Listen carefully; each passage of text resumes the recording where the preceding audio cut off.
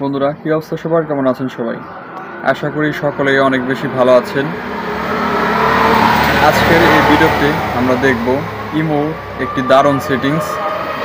তো আপনার কন্ট্যাক্ট লিস্টে থাকার কেউ দেখতে পারবে না যে আপনি অনলাইনে আছেন নাকি অফলাইনে আছেন এই সেটিংসটি করার ফলে।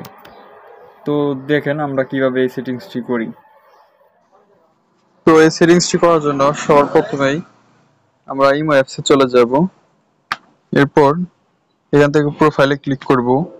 এরপর সিকিউরিটি প্রাইভেসি সেটি ক্লিক করব। এখানে দেখেন লেখা আছে online status and last seen. এখানে এভরিওয়ান দেওয়া আছে, এখান থেকে নোবডি করে দিলেই এই সেটিংসটি কার্যকর হয়ে যাবে।